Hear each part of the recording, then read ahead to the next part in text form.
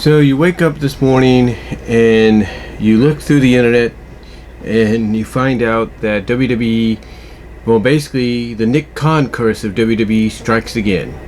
That's right, another superstar, another name you didn't expect or wouldn't expect him to release, despite not utilizing him to his, best of his abilities, was actually released. And that, of course, is Bray Wyatt. Basically, Bray Wyatt was recently known for his Fiend gimmick, which really got over. And mostly before that, he was known for the Wyatt family, Eater of Worlds. He was known for having, during the Fiend gimmick, he was known for having the, Mr. Rogers split personality that kind of coincided with the Fiend and things like that. And basically the storyline that Bray Wyatt had incorporated with the Fiend that WWE, I guess, was cool with, and those that worked with him were cool with, is that the Fiend was a representation of somebody that was, part of Bray that wanted revenge over those that he'd basically beaten Bray. Like, basically Bray was, as the Fiend, sending a message of, hey, you don't beat me, I beat you. And the Fiend was a manifestation of that. Now, what's interesting is that a lot of people, felt that this Fiend character had a lot of potential to be big. Not just big as over with the crowd, and not just as champion, but big overall. And unfortunately, WWE, being who they are, Vince McMahon, Kevin Dunn, Bruce Pritchard, or in this case Nick Kahn, felt that the Fiend was getting a little bit big for its britches, and decided to cut the legs off. And what I mean by cut the legs off is they decided that not only would he lose to Goldberg, which he shouldn't have in the eyes of a lot of people, but that basically he would lose to several other stars he shouldn't have lost to as well. Most recently, one of them being Randy Orton. And on top of that, they decided that they were going to take the Fiend persona, which Bray had input in, and basically hand it over to Alexa Bliss. And why? Because I guess the goddess gimmick for Alexa wasn't getting over enough anymore, or was passe, or the fact that the goddess gimmick of Alexa was getting over with the crowd, that they had no choice but to turn her into a babyface, that they decided, okay, that's not working anymore, that's not what we wanted, that's not what we envisioned, what else could we do with Alexa? And thus she ended up getting Bray Wyatt's gimmick, or at least at first becoming a part of it, and then basically inheriting it at WrestleMania. Basically in front of the crowd on night 1, or was it night 2, she basically in front of the world, I guess as part of WWE, on behalf of WWE, basically said, yeah, Bray, this is ours now, you're done for, something like that. And that's in the eyes of a lot of folks. And ever since the Raw after Mania, he had not been seen since. Now, there were reports that he was dealing with mental issues since the passing of Brody Lee, formerly Luke Harper in WWE, and Brody and him were close friends. So losing a close friend mentally was, not working with him. He was, having a lot of problems, and he was obviously given time to work out those problems. But I guess his time off overexceeded what was agreed upon. And my assumption is WWE saw this as if, he doesn't want to be here anymore. Why are we wasting money? This, of course, being Nick Khan's part of it. So they let him go. Now, this is very reminiscent, especially with the outpouring and reaction by a lot of people online, even those in the industry, as the wrestling business, that is, as well as those in the entertainment and sports industries. The outpouring is like, hey man, this is not right, we wish you the best of luck, whatever you do. But, a lot of people are outpouring saying that this was wrong, basically. In their own terminology, it was wrong. And I will not be surprised if this upcoming week we get reports that WWE is going to re-sign him or bring him back and say it was a mistake. And, I'm not saying it's going to happen, but look what happened with Samoa Joe. Samoa Joe, when he got released, people outcried about that, saying, what the hell are you doing? Triple H picked up the ball and said, nope, we're bringing Joe back. He's going to be part of NXT. That way he's not going to be touched by anybody whatsoever.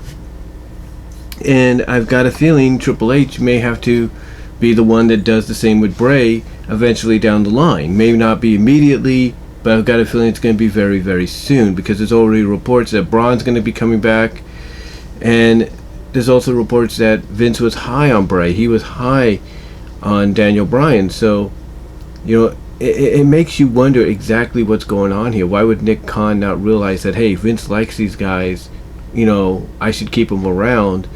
You know, what's going on? What's happening? You know, with Nick Khan in this position. I mean, I joked moments ago, a little while ago, with just Alex on his live stream where he talked about this, and you know, and others pretty much said the same thing. You know, and what we were kind of joking about, and you know, kind of mentioning is, do you think maybe Nick Khan is related to Tony Khan and he's undercover at WWE to give AEW all these talents? And even though we joked about that, you know, you never really know. You know, that could be potentially what's going on. But we'll see. We'll see what happens, if you know, if that's true in any case. Because if it's true, you could definitely tell that that's not going to make AEW or Tony Khan look good if they have to send somebody as a mole into WWE to get them what they want, or to get them talents that they want, or to sabotage the company. That's not going to make them look good, but we'll see. I don't think there's any truth to it. I think it's just coincidental. They both have the same last name, so I don't think there's any connection besides that. But yeah, this is not a good move on WWE's part. This is not a good move whatsoever. And I'm not going to be surprised that in the end, you know, we get reports, maybe not this week, but very soon, that they've re-signed him. Because they have 90 days.